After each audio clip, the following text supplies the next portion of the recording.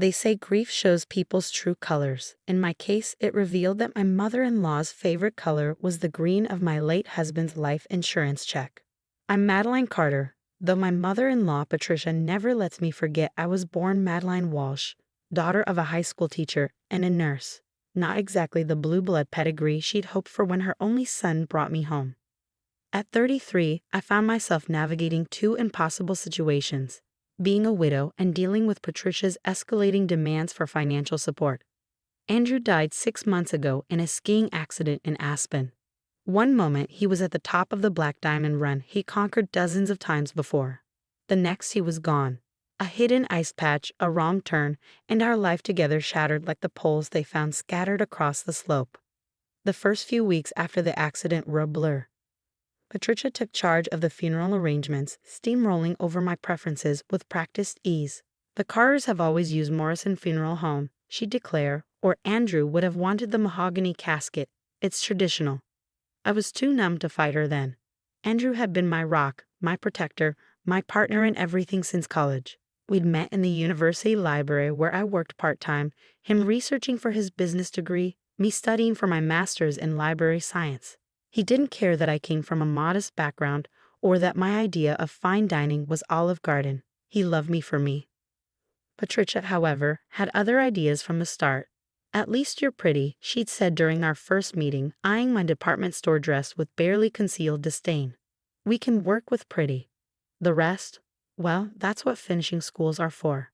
But Andrew had stood firm against his mother's attempts to improve me. He loved my career as a children's librarian, supported my passion for literacy outreach programs, and told Patricia in no uncertain terms that if she couldn't accept me as I was, she wouldn't be part of our lives. That changed after his death. "Madeline, darling," Patricia cornered me after the funeral, her designer perfume almost suffocating in its intensity. "We need to discuss practical matters. The family's financial advisor will be meeting with us tomorrow." I tried to demur. I was exhausted, grieving, barely able to process that Andrew was gone. But Patricia insisted, and the next day I found myself in the oppressive mahogany-paneled office of Harrison Wells, who'd apparently managed Carter family money since God was young. "The life insurance payout is substantial," Harrison explained, shuffling papers importantly. Andrew was always prudent about such matters. $2 million, plus the house and his investment portfolio. Patricia's perfectly manicured hand found mine, squeezing with artificial comfort. "You see, darling, Andrew made sure you'd be taken care of. Now, about the family trust." That was the beginning. Somehow, during that meeting and the ones that followed, Patricia began positioning herself as the authority on how Andrew's money should be handled. She had opinions about everything: which investments to maintain, which ones to liquidate, how the insurance money should be allocated. Andrew would have wanted to maintain the family standard of living, she'd say, sighing heavily. The country club membership, the annual charity gala contributions, the summer house maintenance. Before I knew what was happening, I was paying for all of it. The property taxes on Patricia's mansion, the upkeep of the family's vacation home in Martha's Vineyard, her country club dues, her weekly salon appointments, all supposedly temporary measures while her own investments matured. "It's what family does," she'd remind me whenever I questioned an expense. Andrew would be horrified to see his mother living like a common person. I allowed it because in those early days of grief, Patricia was my only connection to Andrew. She had his eyes, some of his mannerisms, and an endless supply of stories about his childhood. I was desperate to hold on to any piece of him I could. The breaking point came gradually. First, it was the comments about my job. "A librarian? Still," Patricia would say during our weekly dinners, which I also paid for. "Darling, you don't need to work anymore. It's almost embarrassing, a Carter widow sorting children's books." Then came the criticism of my home. The modest 4-bedroom Andrew and I had chosen together, preferring to live below our means and donate to causes we cared about. "You should move into something more appropriate," Patricia suggested. "The Ashworth estate is for sale. Just a small matter of $2 million. The same amount as my insurance payout. How convenient." But it was the Literacy Foundation that finally opened my eyes. Andrew and I had always dreamed of starting a children's literacy program in underserved communities. I'd begun the paperwork to establish it in his memory using part of the insurance money. "Oh, darling, no, Patricia interrupted my excited explanation during another expensive dinner. We couldn't possibly have the Carter name associated with some inner-city charity. I've already committed those funds to renovating the country club's golf course. The board is expecting the donation next week. You did what?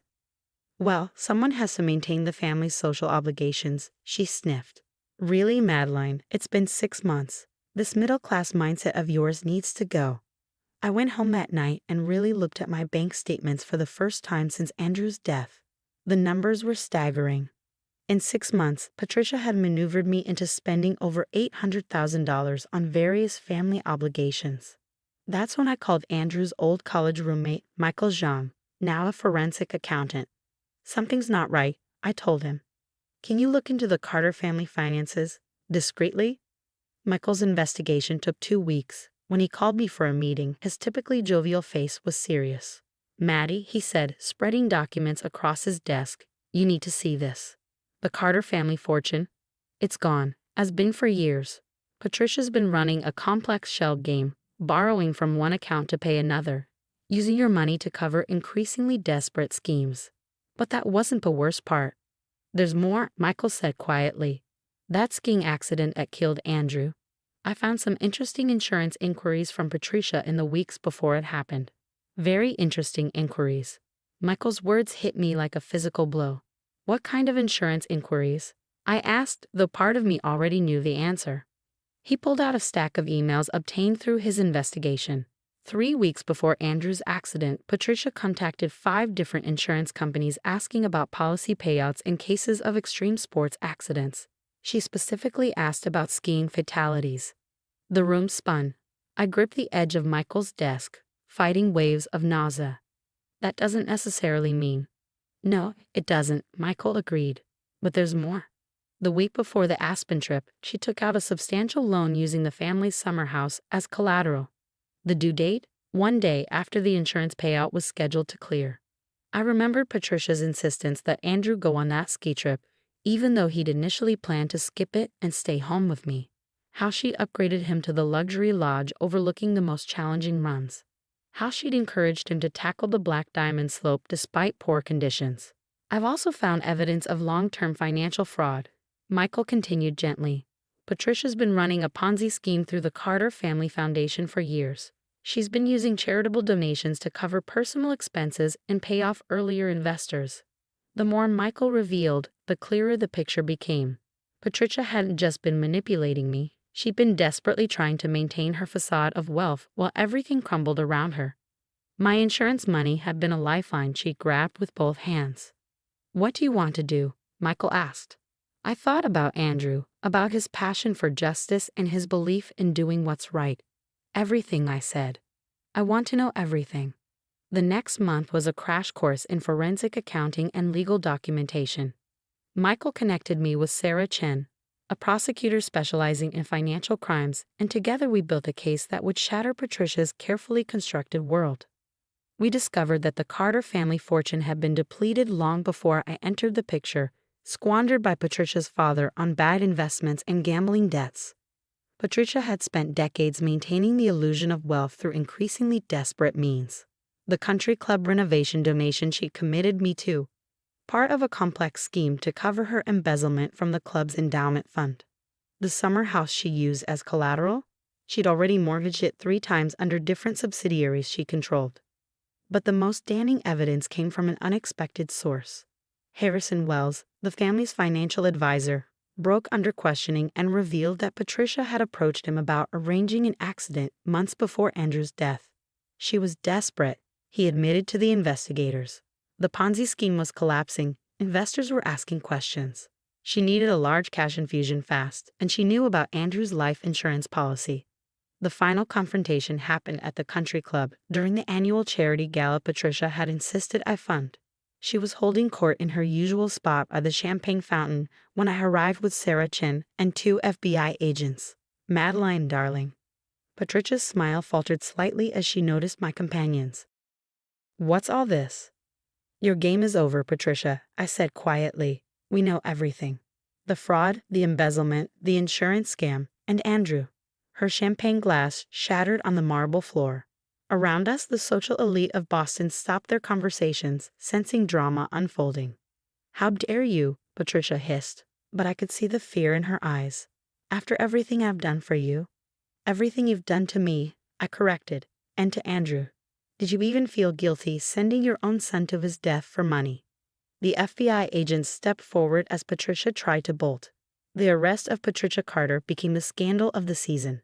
Boston's premier socialite led away in handcuffs during her own charity gala. The aftermath was both swift and comprehensive.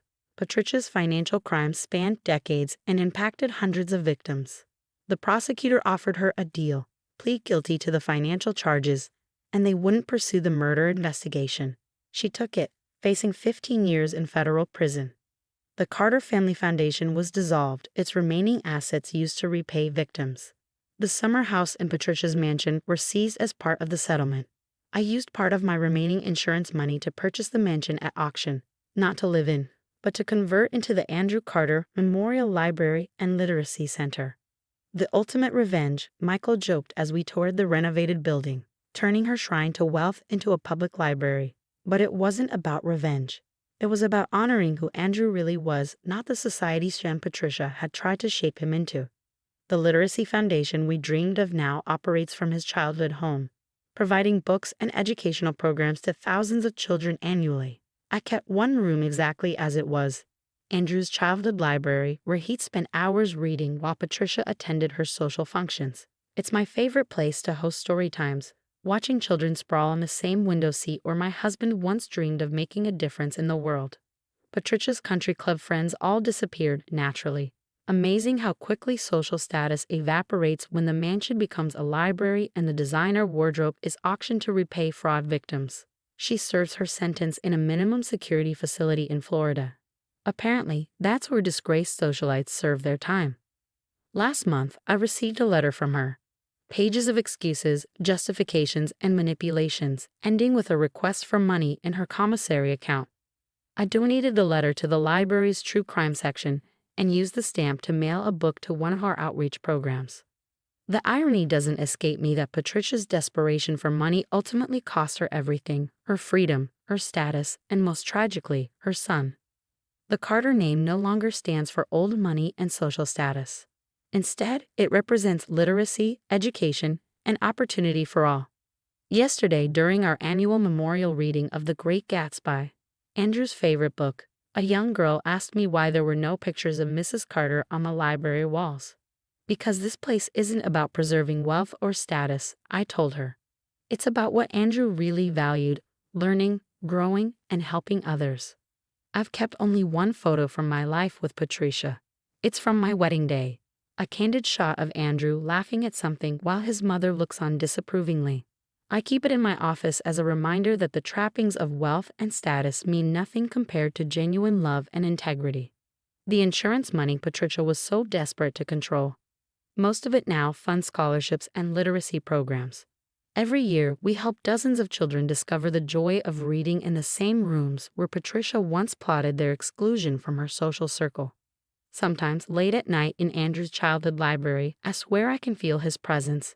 Not the society here Patricia tried to create, but the man who fought to be himself, who loved a librarian, who dreamed of making books accessible to everyone.